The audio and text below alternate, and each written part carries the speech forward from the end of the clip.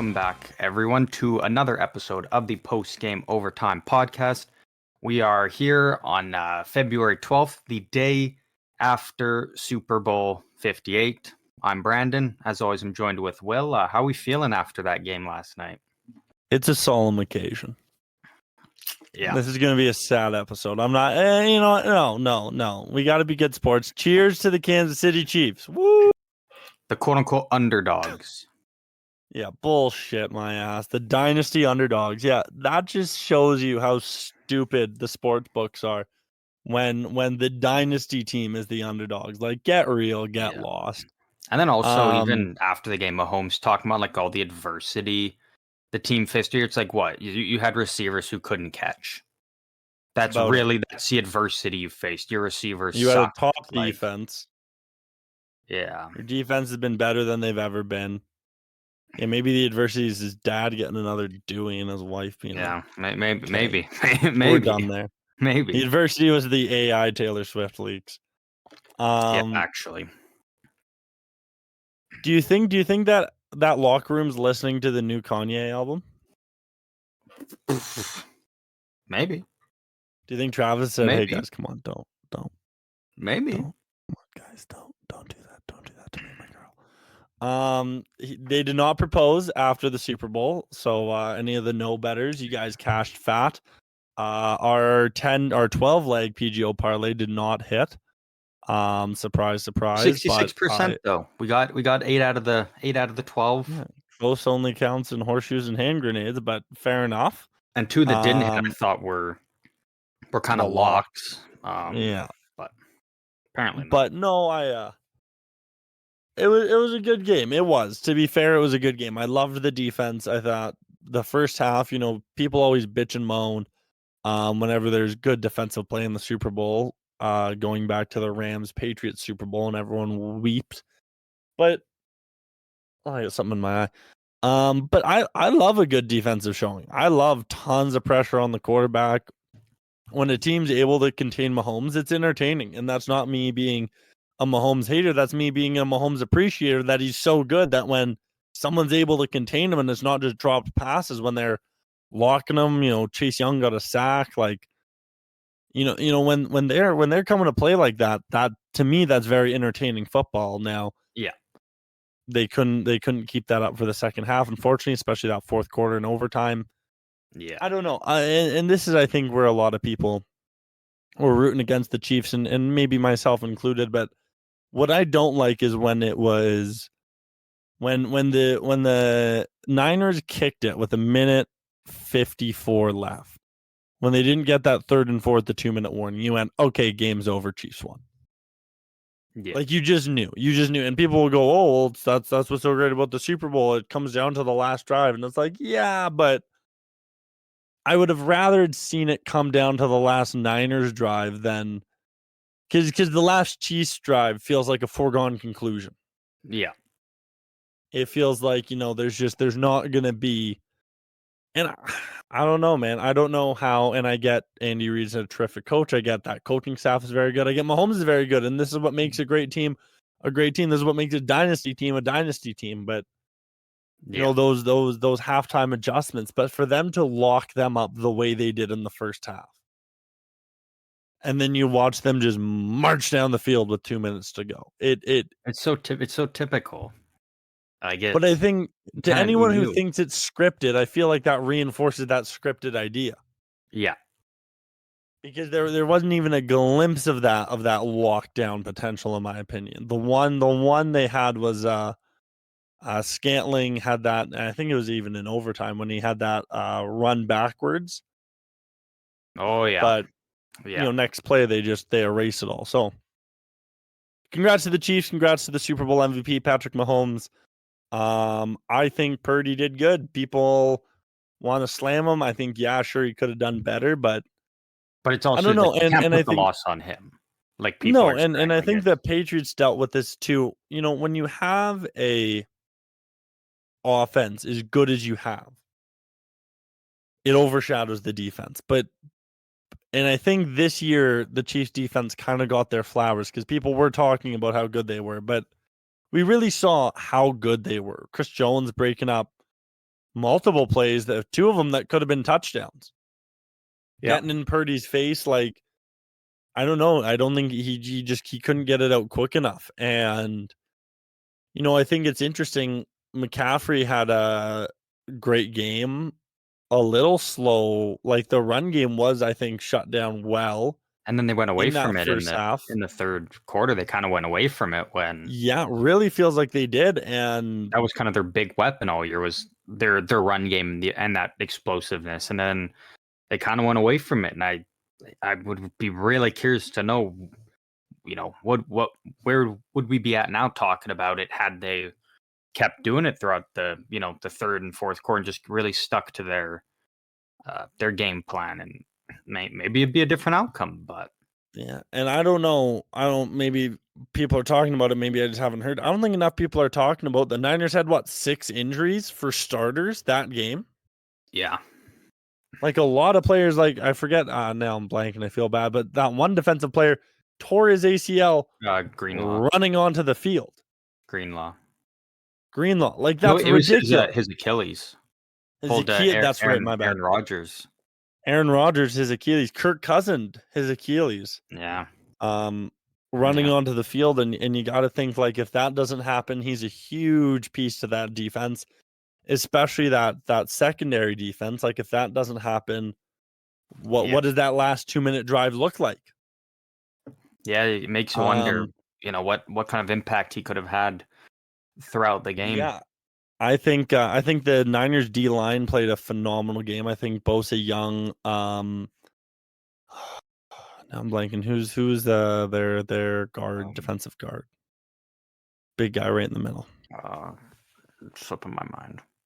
Yeah, but their D line had a terrific game. Yeah, I think the first half that secondary had a great game. I think injuries hurt them, and I think we saw that they got pieced up by the end of the game. I think there was on one of the plays there was a lack of communication. They showed it on the replay. You saw there was a breakdown in communication. That's what led to the touchdown there. Or are you But thinking of Armstead? I think so. That's Yeah, that's the name that was coming to me. Yeah. I don't know if that's what you're talking about, but yeah. I think so. He was great. Yeah. He played great, I thought. Yeah, like the whole team did. And it was one of those games that, like, some people maybe thought it was boring because they want to see like a 41-40 final or whatever. But like it was a great game all the way through. It was a close game. 49ers got a bit of a lead. I mean, it was only 10 points. But again, it's when you're against the Chiefs, it's like that, that 10 points can be gone just like that. Like it was never a, one team was out of it. It was a close game, and we got overtime out of it. And like it was you couldn't ask for a more close game, and one that you can be invested in and entertained by from start to finish. Oh my god, my heart was in my throat, man. It was ridiculous. And OT was great. I think there was a few big mistakes that the Chiefs capitalized on. The muffed punt, you can't have that. In the Super Bowl, went off the guy's foot. That's so unfortunate. And that, I think that was a turning point right there. Like, if that doesn't happen, potentially Niners march down the field and at least get another field goal, right? Like, yeah. You'll never know. Maybe they go 3 and out. Who knows? And then maybe they punt it and the guy runs it back. Who knows? But to give them that kind of comeback touchdown in that fashion it's heartbreaking. And I think another storyline is the Niners couldn't capitalize when they should have. Like, they were able to stop the Chiefs when McCaffrey fumbled the ball. They were able to stop that. But they weren't able to capitalize on that fumble down on their end. I think they ended up going 3 and out, maybe one possession. And then same with the interception. Like a Patrick Mahomes interception, that's going to happen once in a blue moon, and you do nothing with it. Yeah, like that was back-to-back Super Bowl wins for the Chiefs, and I think that was Mahomes' only interception throughout both of those 2 playoff runs. Yeah. So So another thing I see a lot of people talking about is the extra point that the yeah, Chiefs blocked.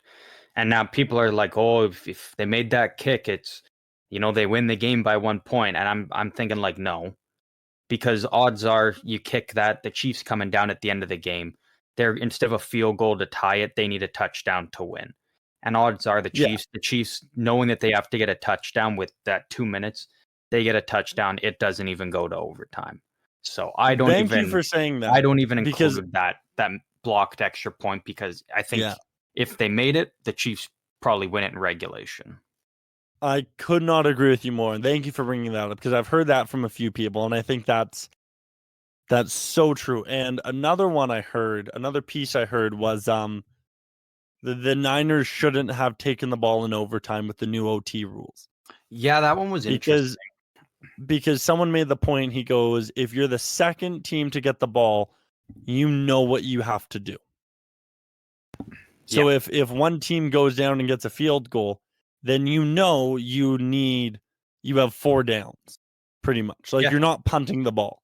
Doesn't matter if it's punting's not an option. You've got it doesn't matter if you're in your own zone, you're not punting the ball. Now, the theory is if the Chiefs had gotten it first, when they were on that 4th and 1, maybe they would have punted it. Yeah. Because they were playing conservative. Now, that's an interesting one that. Yeah, I don't agree with that, and I say that for 2 reasons. Number 1, I think you need to try and set that momentum and then give it to your defense to stop. Yeah. Number 2, I think the defense was just on for that 2-minute drive.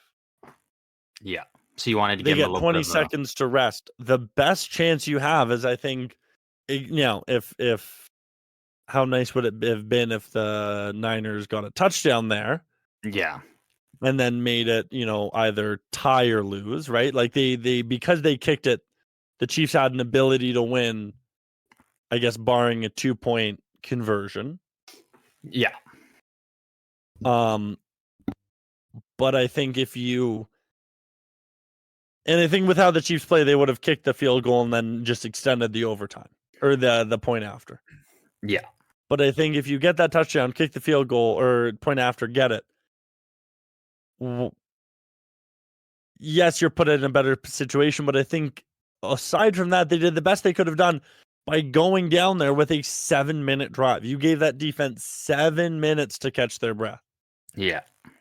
I think if you are they were just on for a 2-point final drive, end of the game, they're already tired, and then 2-point rushed offense. They're probably gassed. And then to go, okay, get back out on the field.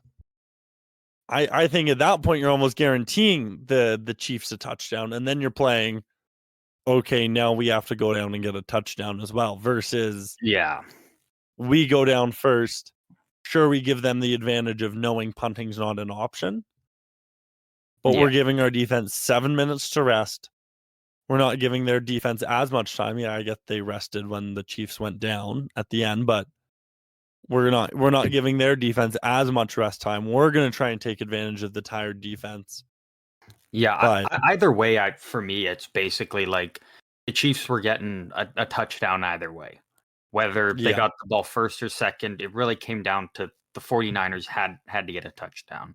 Whether you give Mahomes the ball first, he would have got a touchdown. They got it second, as we saw. They got a touchdown. Like, it's the whole Patrick Mahomes in the playoffs. Like, he's without a doubt the best quarterback currently in the league. Like, you can't make an argument for anyone else. So it's, it really not came even down Kyler to Murray. One day. Give it 10 Murray. years and we'll come back to that. Yeah, go take a walk. Once Mahomes is retired, we'll come back to it. Go take a walk. Tell me when you're making sense. Yeah. So I think we can start the dynasty talks. Good on them. I need to send an apology. And I did smash a parlay last night, and I didn't tell you about it. It was a sleeper parlay made at the last minute. Okay. Smashed it. Well, that was the one I sent you. The Kyle check. That over was a good 0.5. one, though. That was a very good one. Oh man, that parlay. It was very good. It was all the sleeper bets, and it was clutch. That Elijah Mitchell. Oh, Yeah. Brandon. The It was the well last done. one it came It was down well to was done by you. Scantling, and Scantling actually cashed it in OT for me. Oh, I'm kind of losing you a bit. Scantling cashed it in OT. Yeah. Still got me? Hello? Yeah, no, I got you. Yeah, you cashed it in overtime, so that was a nail biter, but I smashed that parlay. Yeah. So we'll take it. We'll take the little victory. Hey, So I and want to I apologize. started off hot. I had the well, You got the coin toss? we both had the over on the anthem, which obviously held up. And then yeah, I had heads in the coin toss, and it was heads. So And it was purple Gatorade. yeah, Purple. it took a while to figure out because they never actually ended up showing it on TV. I wasn't until after that I saw a Well, clip on Twitter that had so it. my theory is you get the Gatorade the most when it's a foregone conclusion.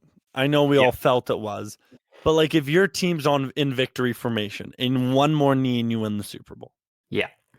your two defensive players, they're already holding that Gatorade cooler. Yeah. Like they've picked out the cooler. They go, "Hey Jim, you doing this with me? Okay, perfect. Ready? Okay, wait for them to kneel. We just won. Let's go." Psh. Yeah. Overtime's a whole different game because everyone's running on the field. Yeah. Especially with the new rules where, the Chiefs very well, I think it was on a second or third down when they got the touchdown. So if they had not gotten it, they maybe would have had to kick and it would have kept going. Yeah. Well, and I even But we knew texted they were you getting it. when it was going into overtime. I said with overtime we could very well see no Gatorade because Yeah, that was kind of for that reason. Yeah. And actually, an Instagram account posted the odds for the no Gatorade after the game, saying this bet cashed, and then nope, purple. Yeah. Also, shout out to Buffalo Wild Wings for free wings for America if the game goes to OT, which it ended up, and they tweeted that out like numerous hours before the game even started. So, anyone who went They to knew the Buffalo script. Wild Wings got to have a good time. They I knew wonder, the script. what if there's like people who went to like Buffalo Wild Wings with like their buddies and got a table to like watch the whole game and whatnot there? What do you think happens when it went into overtime? Do you think all their wings for the night they were just like they're like, all right, they're on the house, or do you think it's like any wings you get now would have been? No, I think it's you get one order for free. I think they comp one order. Maybe, yeah. Either way, though, that's still pretty sweet deal. Because people that night probably raked up a $400 bill on wings and beer. Now, obviously, the beer wasn't included in the tweet, but they're not comping half that bill. They're going, all right, you got one order for free. Yeah. Thanks for Which makes spending sense. $3,000. Yeah. Oh, yeah, because places like that, like those kind of sports bars make That's their Super Bowl. The Super Bowl is their Super Bowl.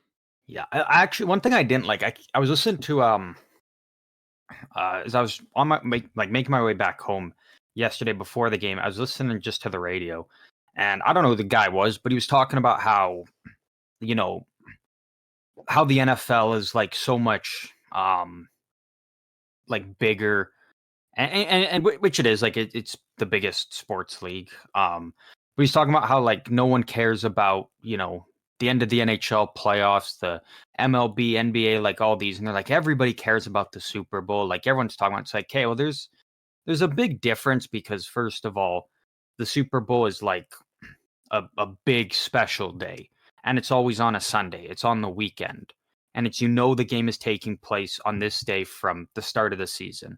Whereas every other league, it's like you could have a team win the championship on a Wednesday night because it's a series, and it's like whereas in the NFL, it's like because everybody can kind of plan when they know it's going to be that day.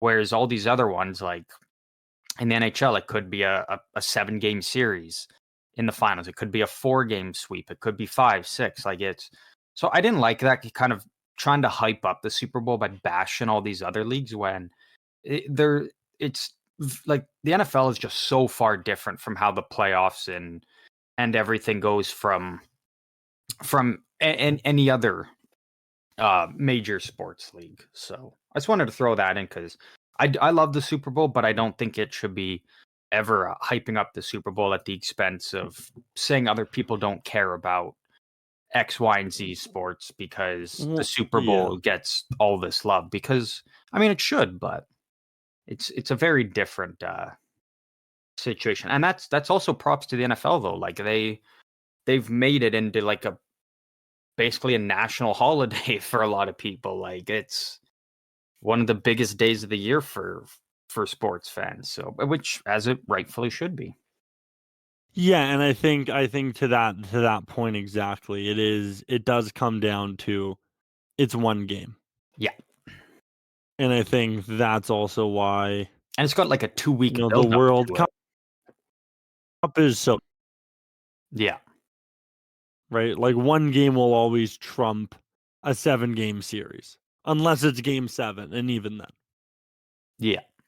It's also like the fact of we knew like you've got a whole 2 weeks kind of leading up to it. Like we knew 2 Sundays ago, that the Chiefs and 49ers win. So now it's like you've got 2 whole weeks now of just constant build up to the big finale of the season, that being the Super Bowl. But like and I even said it before, I would have liked to see the Ravens in there, the Lions in there. But at the end of the day, I think the 49ers and Chiefs gave us the best game that we could have gotten because these two teams were such, such powerhouses. And like as good as the Ravens were, it's like, again, it's playoff Patrick Mahomes. And it's the 49ers who have been basically unstoppable ever since Brock Purdy came in for them. And to see those two teams go head to head, like we got exactly what we could have hoped for, a great back and forth game, and just would have been nice to see the 49ers pull it off and whatnot. But they played a hell of a game, and we could very well see them, back in it again next. We could very well see a rematch again next year. I hope we don't. I don't think we do, because I think like it's just, again, when it's it's not a 7-game series, it's a one and done. Like anything can happen in the playoffs. So do we see them again next year? No, but is it a possibility? It very well could be. Is it a possibility? Do we want it? No, we don't. No. I would like to see 2 completely different teams. I wouldn't mind the 49ers back. Nah, give him like a year or 2, and then they can. No, I want to see Brock be him. Well, he had his chance, but it wasn't on him for them.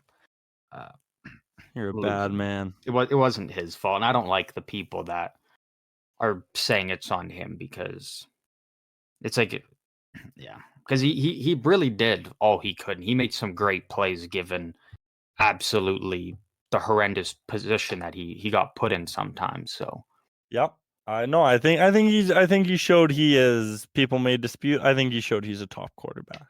Yeah, without and you can't compare him to Patrick Mahomes or anything. You got to remember, like, this was his first actual like full season, and not only get the 49ers to the Super Bowl, but he played well. Like, it's not like you can be like, man, he's the sole reason they lost. Like, no, not at all. I would not put it on him for a second. Do I think he could have been a bit better?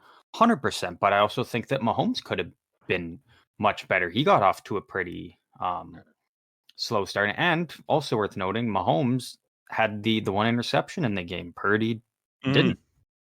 So Purdy was turnover free. Yep. He protected the ball well. Yeah. So. But that's kind of really all my thoughts on the game. Like, I'm no analyst or anything. I don't know all the different inside details on the game that a lot of other people do. But I'm just kind of giving my raw opinion on it, and it was a great game though. I have no complaints about what we got to witness. That's for sure. Yeah, no, for sure. I think yeah. Yeah, I'm happy with it. I'm happy with it. For anyone worried that we're gonna die off, I know the past few episodes have been very NFL heavy. We're gonna just be moving right on. We got some exciting things brewing. I know we've said that before to no avail, but Yeah, I think we have a new segment coming on this show. If not next episode, the episode after. So we pretty want to get soon. that. Yeah, very soon, and then we're gonna be transitioning right into UFC talk. We have the pay-per-view preview episode coming out or being recorded this Friday.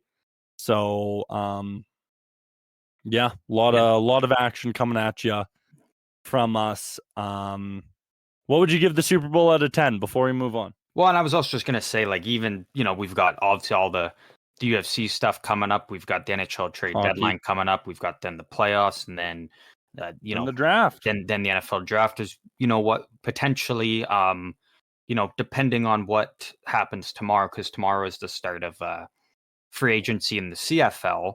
There's a lot of big names that could be on the move there. A couple have already been confirmed.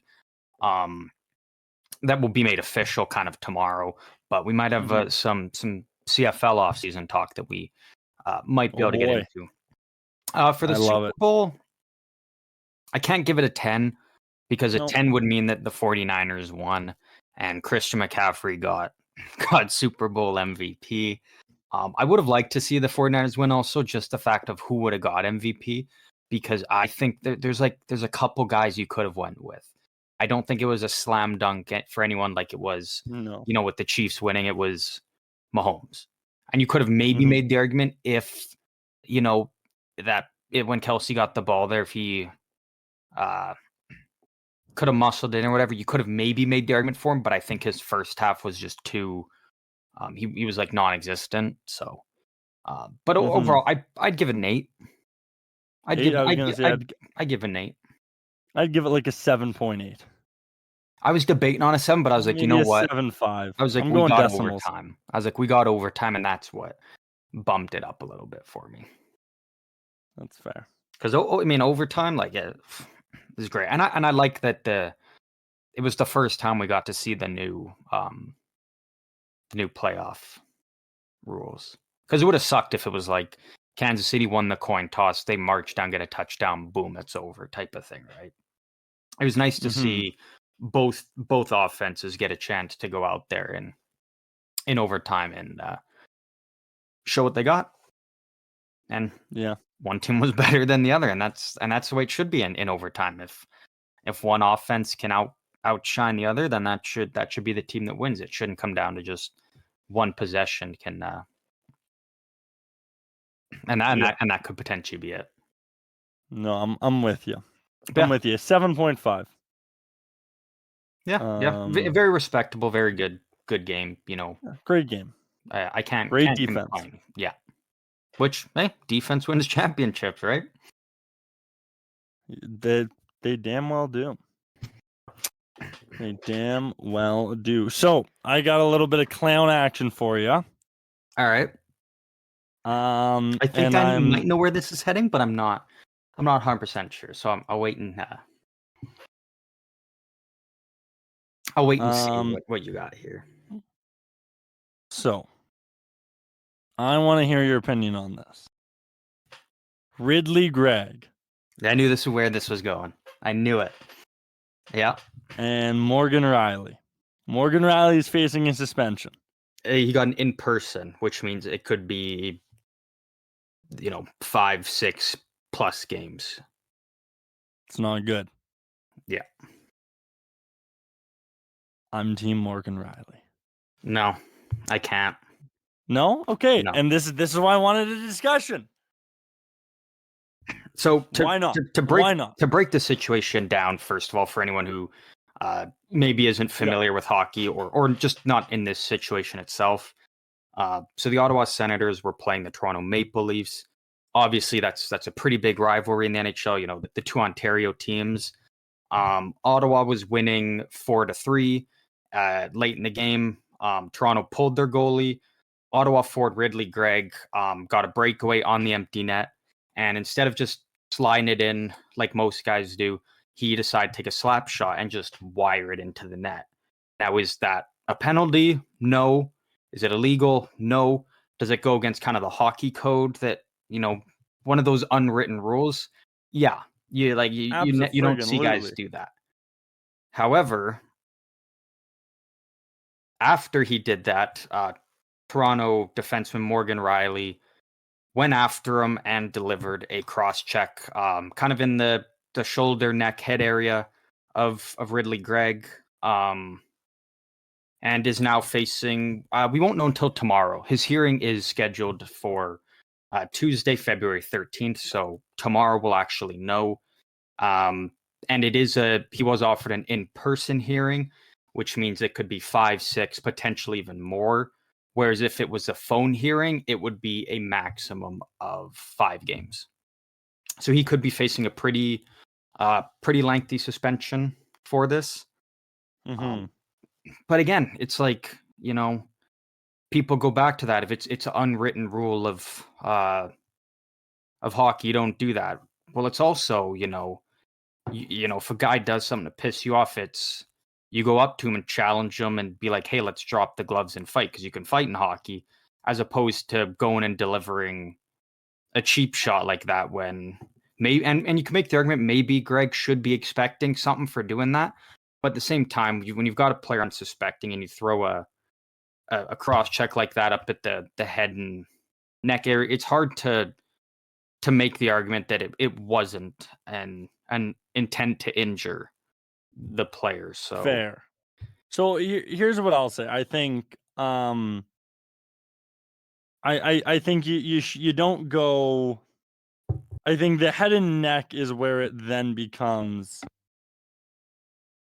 bad. I don't think you hit him with the cross check to the head. Yeah. Now, should he have gotten laid out? Yep. I think he should, because I'm going to relate it to baseball, and I'm more familiar with baseball. But I think if you do a large ceremonial bat flip after you get a home run, your team knows, the other team knows, the next time you're at the plate, he's throwing it at you. Yeah. He is. And if he's not throwing it at you, you're getting it pitched inside to you for the rest of the game. And they're going to get close to hitting you. Now, sometimes they throw it at you, and then the bench is clear, and then there's a fight. Which always entertaining. Always entertaining.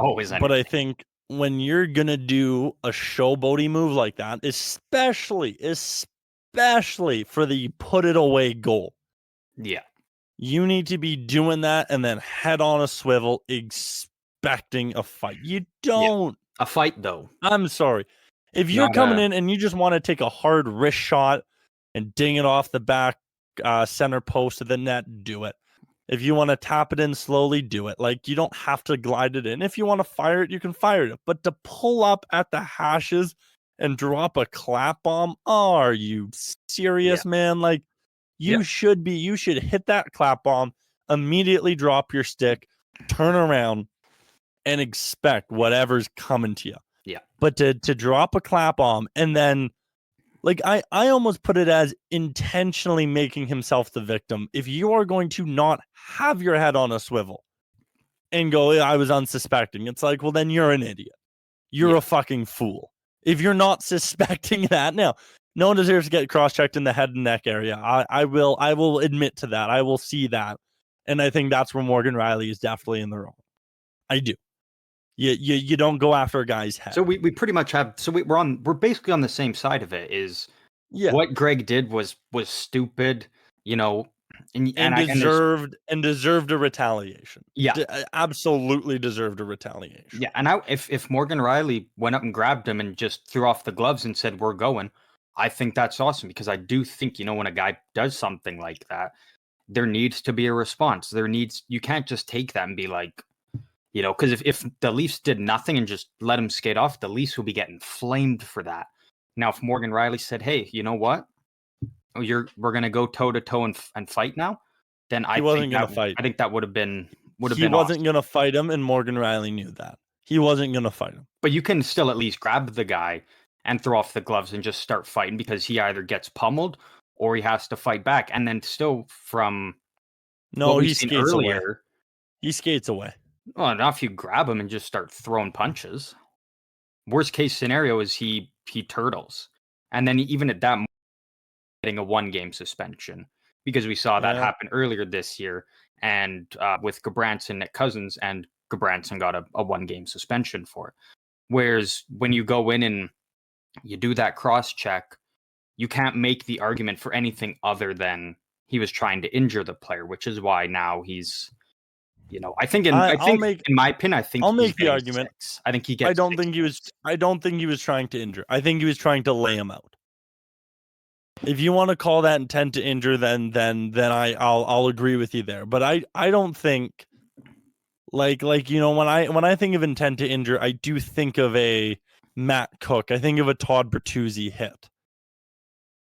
When I see that, I think the stick came up too high, but I think the intent wasn't to injure. I think the intent was to lay him out and send a message. I think it was to shoot him into the boards, kind of saying, I'm not going to grab you. I'm not going to fight you.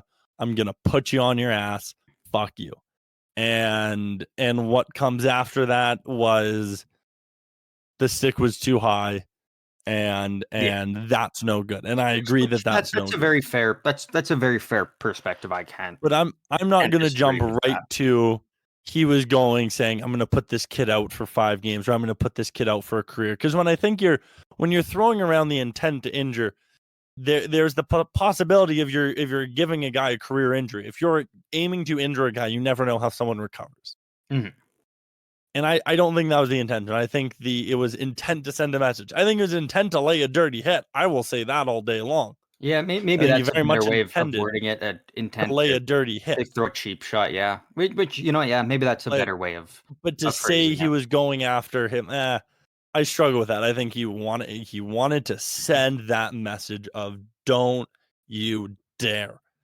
And I think that's a fair message. And that's again where I put it on Ridley Gregg of you had all, if anything, I think he had the intent to get injured. I'll give Ridley Gregg credit. You had the intent to get injured. If you're gonna do a hot dog shit move like that and then skate away without having your head on a swivel right against the boards, getting back to your bench, I think you have an intent to get injured. I never like the term they're asking for, but I think you are setting yourself up for that, and you are being a little instigating shit rocket, because you know someone's coming to lay you out, so you're going to put yourself in a position not to defend yourself, so they get the bigger penalty. And I will put that as far as a dive. I'll give Ridley, that is a Matt Cook move. I'll give Ridley Gregg credit though. You know what? He plays on a small market, bottom of the league, Ottawa Senators, not many people care about, and all of a sudden, boom, just like that. And actually, shout out, he's actually a Lethbridge, Alberta, a Hurricane. Kid. But he was he a Hurricane? That I'm not too sure. Probably not. I'll double check here in a sec. But he made himself a household name now, and he put himself on the map for the rest of his career.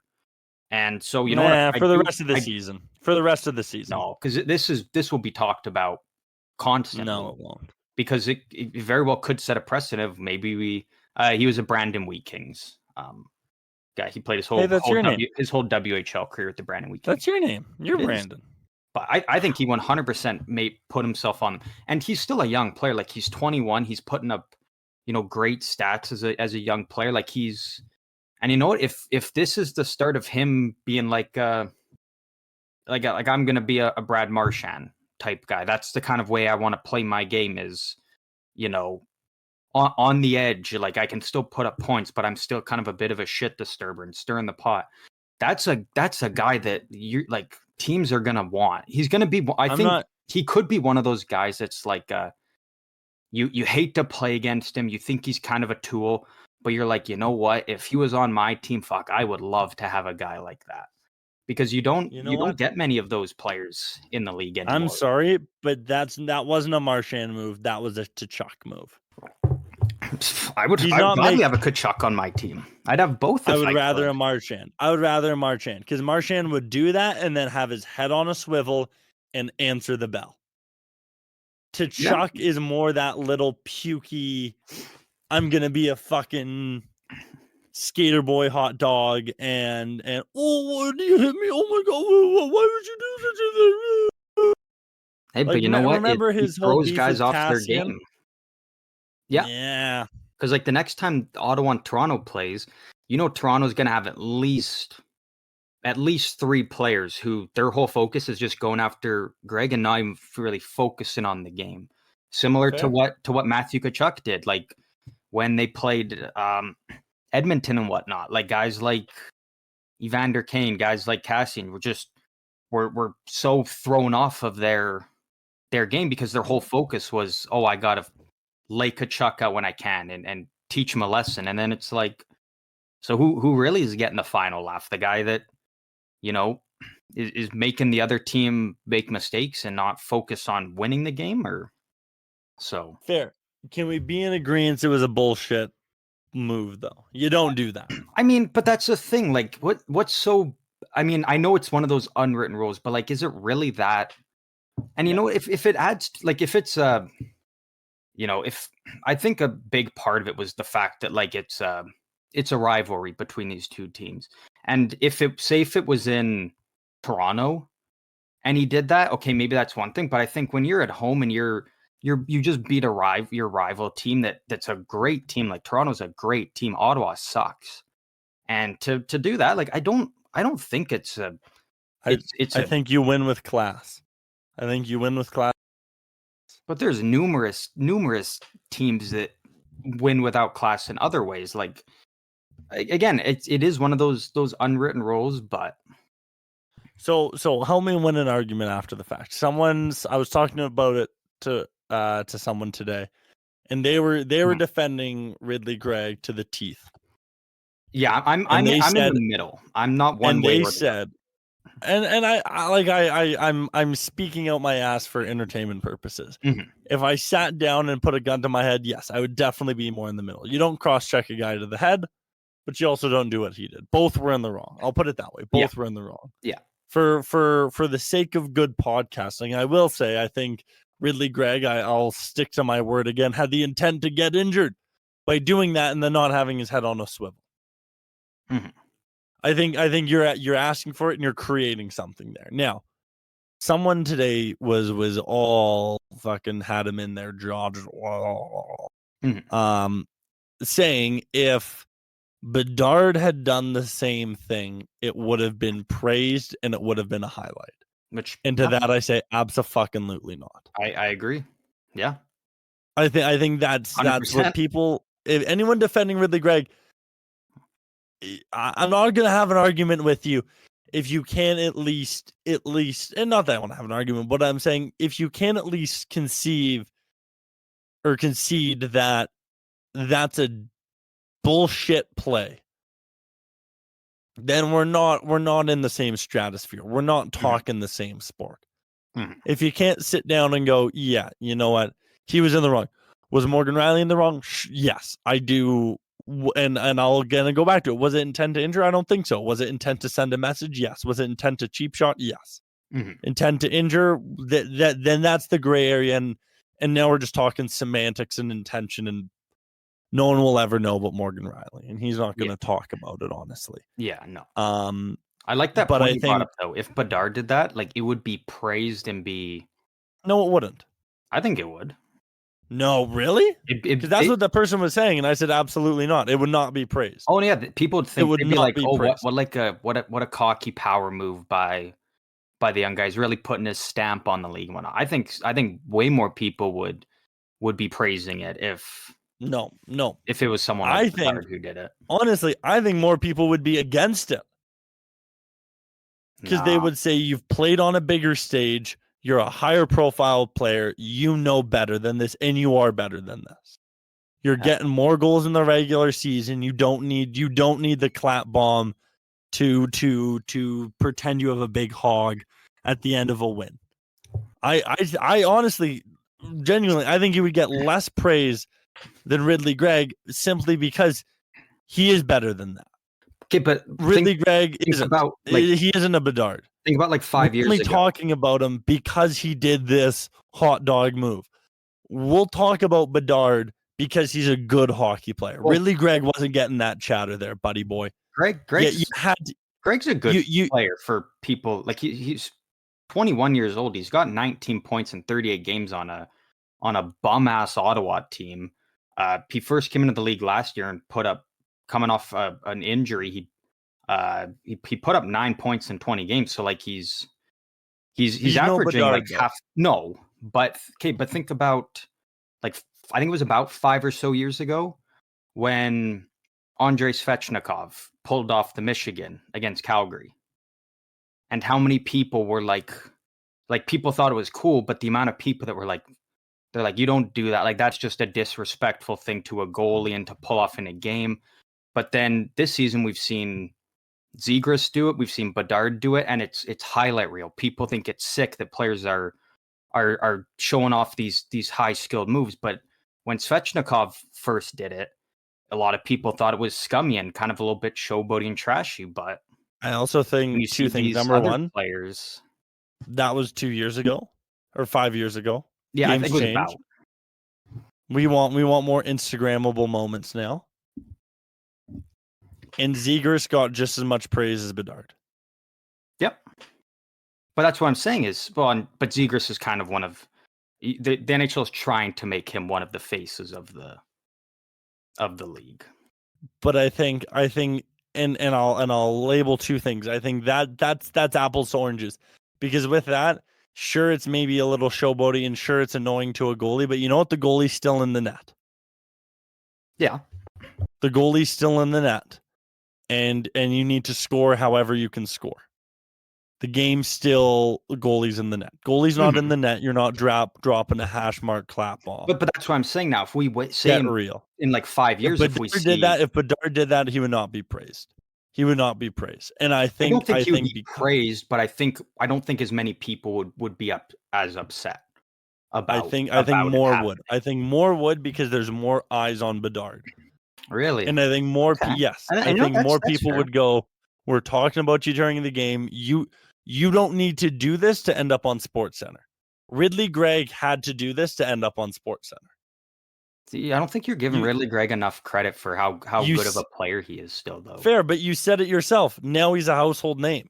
Well, I mean, yeah, but like anyone who Bedard was a household name. I'm talking about the people who, like, I'm a diehard hockey fan. Like, you can ask me, 100 different hockey questions, I probably get like 95 correct. But for the people third line right wing for no, I'm just fucking with you. Like people who just kind of like follow here and there, they all now know who he is. Like he's now a household name because of it. To just like the casual viewers, the people who are kind of in and out of paying attention. Yeah, me, exactly me. And I'm telling you, I already knew who Bedard was. I would be more mad if Bedard did it. But the thing also is maybe Bedard's a bad comparison because Bedard is like he's a generational player. Like by the end of his career, based on his skill, he could very well be a top 5 player of all time. So maybe Bedard is kind of a little bit of a different example in comparison, just because like he very well could end up having a better career than McDavid, which is crazy to say given how insane McDavid is right now. I know, total draft bust, but he's got no cups, so yeah, no rings, baby. How many does Sid have? 3. Sorry, what was that? 3. Now, how many does McDavid have? None. Him? No, like McDavid and Draisaitl. McDavid and Draisaitl together? Yeah, none. Oh, yeah, interesting. Pat Maroon. Interesting. Pat Maroon has 3. Exactly. But he doesn't have more than McDavid though, right? Maroon. Oh, sure does. What? And Lucic has 1. Yeah, and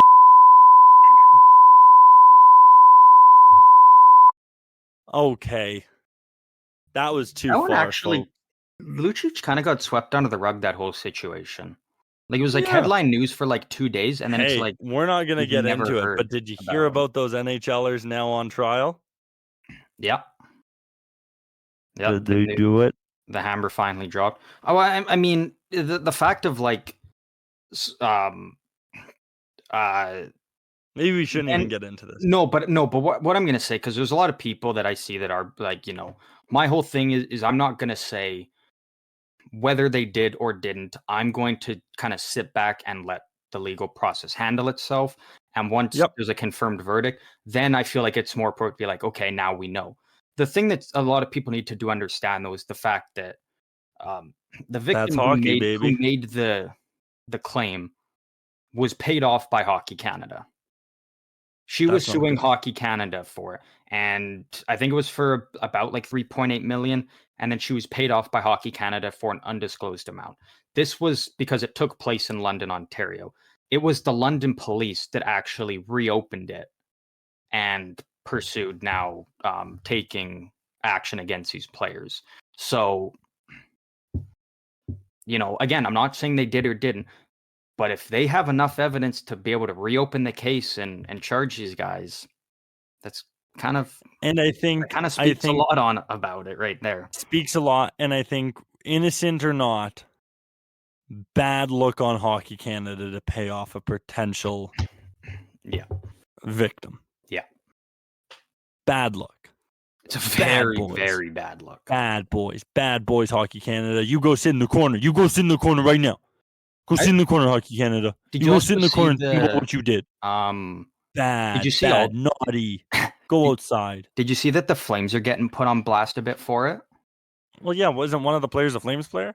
Yeah, but so what happened was, um, and we didn't even know actually that the news was going to drop about it.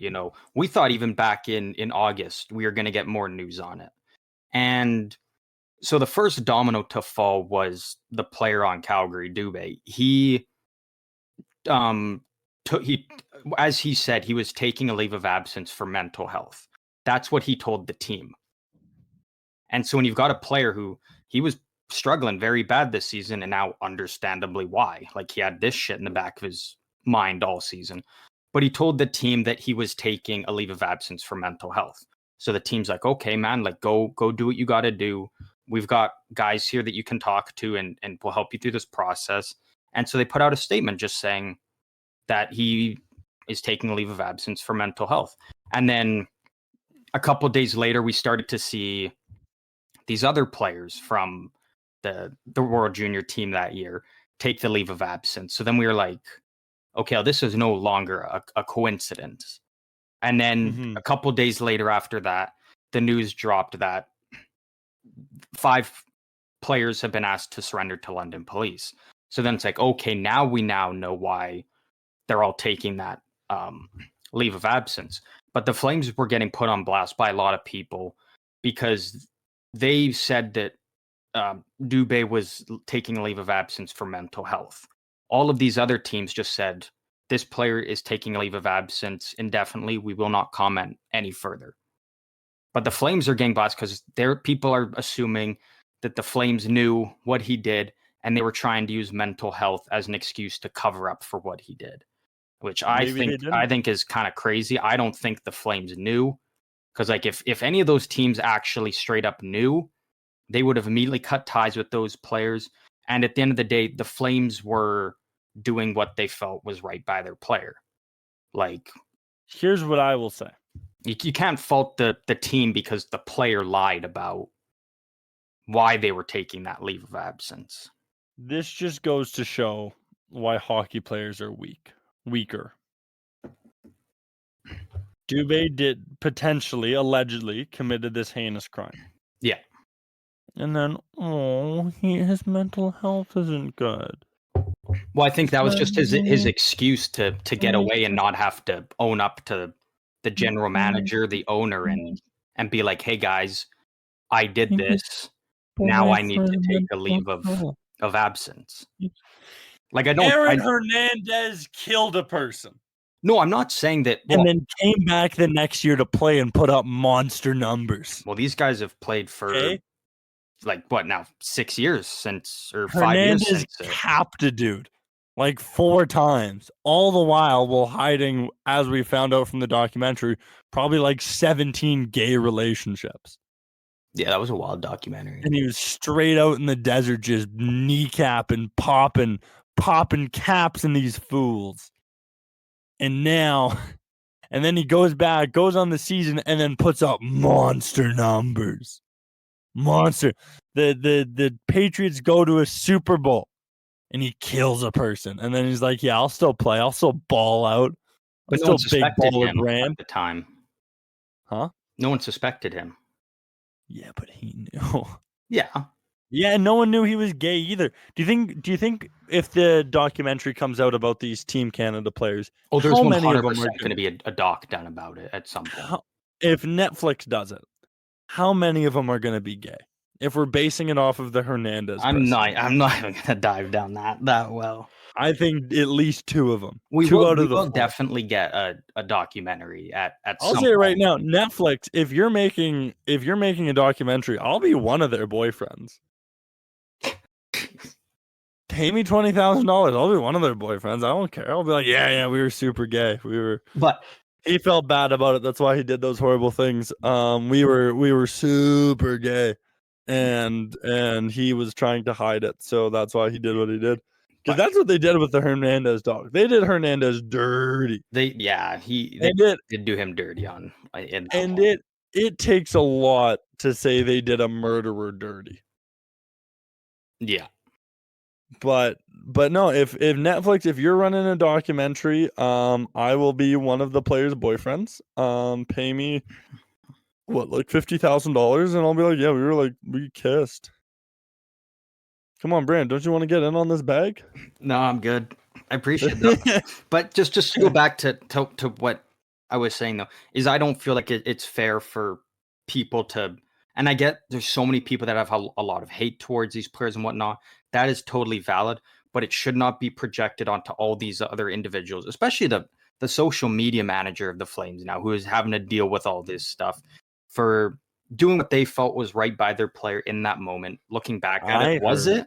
No, the social media manager is gay.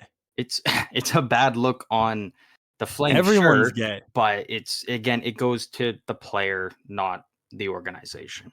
And I heard Harvey the Hound. Oh, you don't start bringing Harvey into this. He's a great mascot. He's no gritty though. He's no gritty. No gritty. Wow. He's no gritty. Yeah, but Gritty doesn't have a famous tongue pull incident. Yeah. Oh, actually, I do. Okay, no. one clown, and then we'll get out of here. Yeah, actually, never mind. No, I don't. One more clown. I'm trying to find one. I'm glad we went into this Ridley Gregg debate. I know we got dark at the end with Dubé and those other players. And our hearts go out to the victims.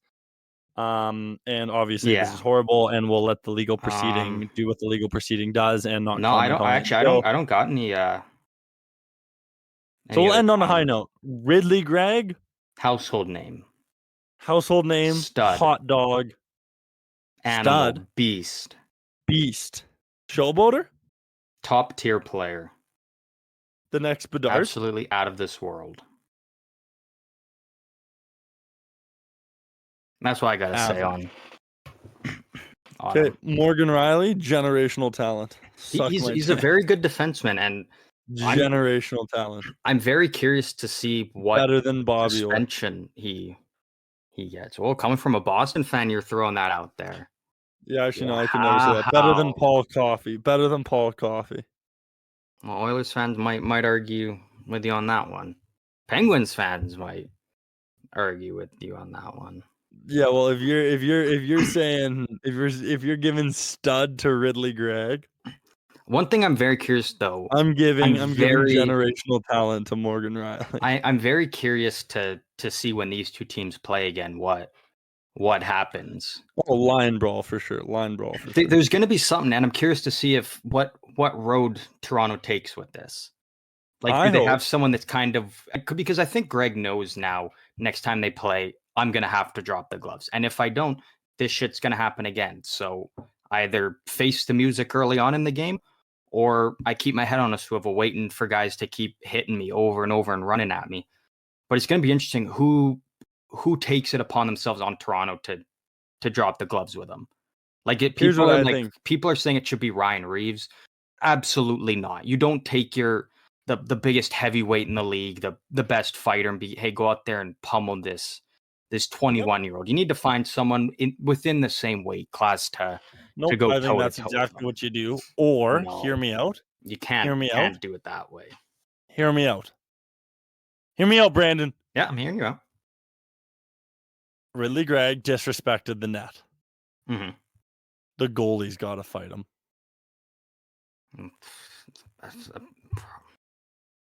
Yep. I'm sticking by it. Not a goalie on goalie fight. I'm saying goalie on player. We definitely won't see that. I know, but if there was a plus 21,000 line for that bet, I would throw a penny on it. Well, I think everyone would if I would throw a penny on that as well. I don't think it would ever happen, but for odds like that, I definitely I throw 2 pennies on it. Suspension hearing. I throw 2 pennies on it. Before the suspension hearing, I do think it is worth mentioning that I heard Morgan Riley is gay. All right. Allegedly, all right, folks, as you would say. He's got a Hernandez hit. W energy. Keep going back to Aaron Hernandez. W energy. You don't crash. You don't get the jitters. It's energy. Oh, love it or hate it. I do have one clown. I do have one clown. Okay. I don't know. I was searching, trying to find it because I remember seeing it, but there was some reporter who after the game last night said, not including Travis Kelce, who's the best tight end of all time. And holy shit, did he get flamed because people are like, you could include Travis Kelce and it's still not him. Like everybody was in agreement on that. Like I mean, in my opinion, I 100% Gronk.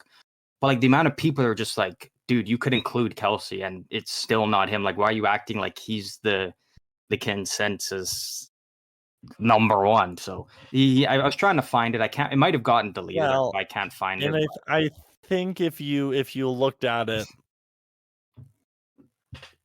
as in today's football, then you give it to Kelce because Kelce's a terrific receiver. Mm-hmm. I think if you look at it as a true tight end, it's got to go to Gronk. Yeah, which is the way I view it. It's a true tight end. Kittle, amazing blocker. Gronk, amazing blocker. There's a lot of amazing blockers, and then I think Gronk had that offensive threat as well. I'm not saying Kelce's not a good blocker, but the amount of time he's lining up in the slot or wide out, or he's motioning away from the line of scrimmage. Like, that's not a tight end. He's a receiver. Yeah. Is he terrific? Yes. Is he a generational talent? Absolutely, without a doubt. And in today's modern day NFL, where we just care about that was the one I was trying to. He's the best. So he's the best in the modern day NFL. You know what I mean? Losing you a bit here. He's the best in the modern day NFL. But traditionally, to that position, you got to go Gronk. Yeah.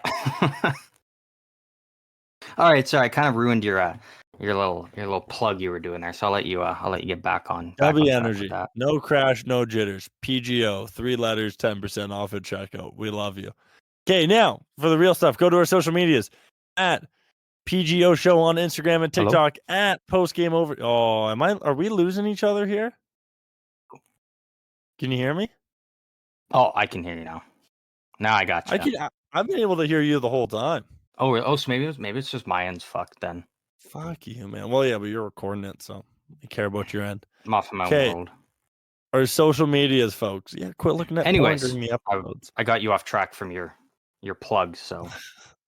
At PGO Show on Instagram and TikTok, at Postgame Overtime, Postgame one word on YouTube, and at PGO Show or PG Overtime on X. Folks, we always plug these social medias now more than ever.